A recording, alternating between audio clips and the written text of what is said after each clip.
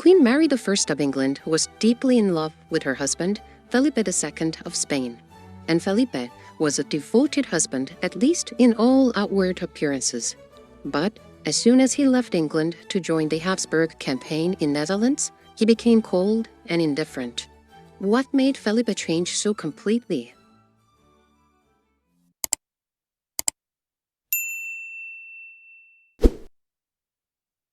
Felipe seemed to have been a highly pragmatic man.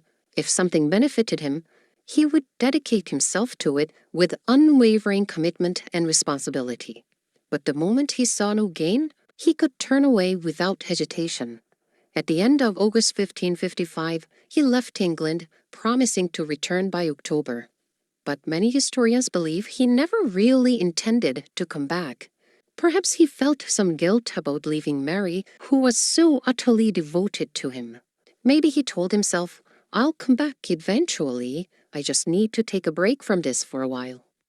Upon arriving in the Netherlands, Felipe was appointed regent by his father, Karl V, who was preparing for retirement. This meant he suddenly had a lot on his plate. And along with his new responsibilities also came a lively social life, dancing at balls with beautiful women, joining masquerades where he indulged in flirtations with noble ladies, and being pursued by countless women eager to win the favor of the young regent. Felipe, caught up in this whirlwind of excitement, completely lost himself in it. Any lingering sense of obligation to return to England? Gone. He seemed to think, now this is what it means to live. Meanwhile, Mary was completely unaware of what was happening, and she wrote letters to her husband every night until dawn. Her eyesight was already poor, and under the dim candlelight, she strained herself to write. And at the same time, she continued persecuting those who opposed her religious policies.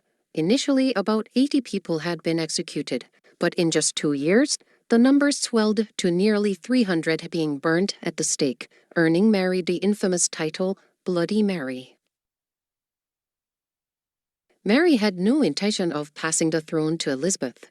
Elizabeth was the daughter of Anne Boleyn, the very woman Mary saw as her mother's enemy. On top of that, Mary suspected Elizabeth wasn't even Henry VIII's daughter, but was a product of Anne's secret affairs. So to Mary, the idea of Elizabeth taking the throne was utterly unacceptable.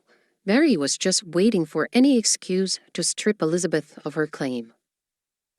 One such case was the Dudley's conspiracy, which was a plot hatched by Sir Henry Dudley, who was a relative of John Dudley, who was involved in the failed attempt to put Jane Grey on the throne.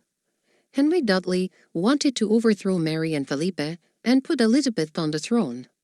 This conspiracy would have been the perfect excuse to eliminate Elizabeth. But Elizabeth was too clever to get herself involved in this.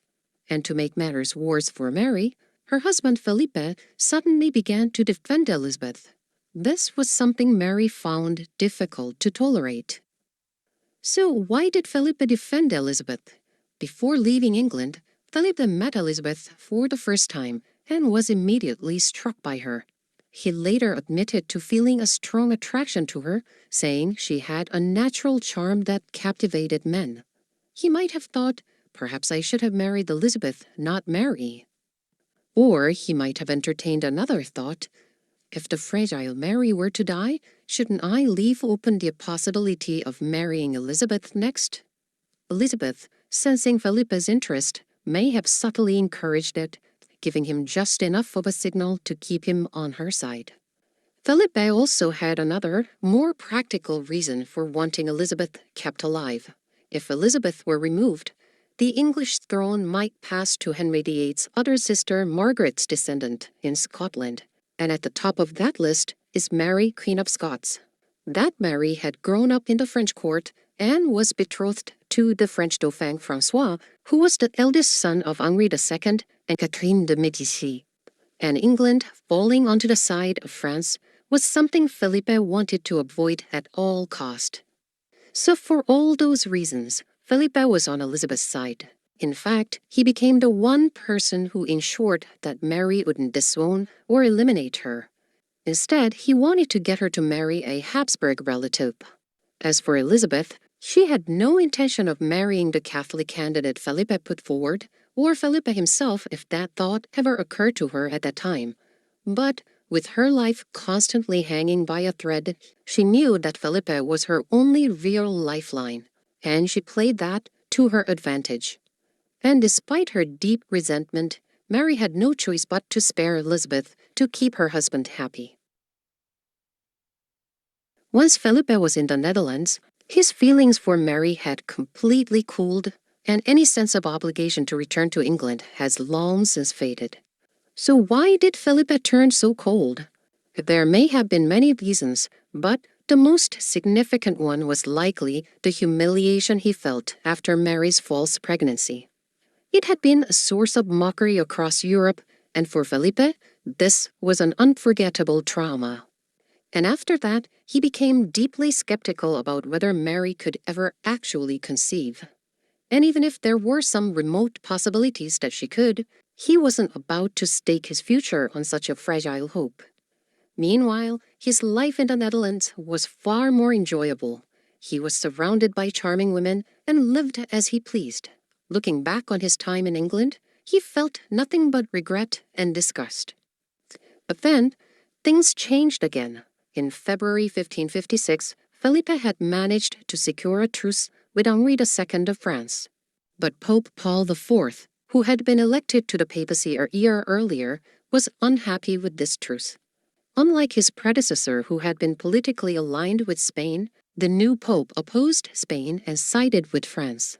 And now, Pope Paul IV was urging Henri II to join the Papal States in an invasion of the Spanish Naples. To counter this, Felipe devised a strategy. He would invade northern France, forcing France to shift its focus away from Italy. But for this plan to work, he needed military support from England. So he sent a message to Mary that he was coming back to England. Mary was overjoyed. Felipe had originally promised to return in 2 months, but it had been 18. But to everyone else, his reason for returning was clear. He wanted to pressure Mary into deploying English troops. Parliament resisted this demand as best as they could. But then, an unexpected event changed everything again. An English nobleman named Thomas Stafford, backed by France, attacked Yorkshire. Stafford's raid was quickly crushed, but national outrage spread like wildfire. The enraged English Parliament immediately declared war on France. Felipe was overjoyed at this turn of events. With a massive army now at his disposal, he returned to the continent. But as he departed, Mary was overwhelmed by a foreboding sense that she would never see him again. On the battlefield, the Anglo-Spanish forces achieved a stunning victory, capturing the French stronghold of Saint-Quentin. The English troops fought bravely, and French suffered a severe blow. Enraged, Pope Paul IV excommunicated Felipe. But Felipe responded by sending his trusted general, the Duke of Alba, to Italy with a massive army. Upon arrival, the Duke approached the Vatican and formally paid his respects, while making it clear that he had brought an overwhelming military force. Terrified, the Pope quickly rescinded the excommunication and was forced to sign a peace treaty. Meanwhile, after Felipe's departure, Mary's depression worsened. Those around her worried that her sorrow was consuming her from within. 6 months after Felipe left, Mary once again claimed to be pregnant. She had stopped menstruating, and her abdomen had swollen. Outwardly, people congratulated her, but no one, neither Felipe nor Mary's own courtiers, believed it. Then came a devastating blow.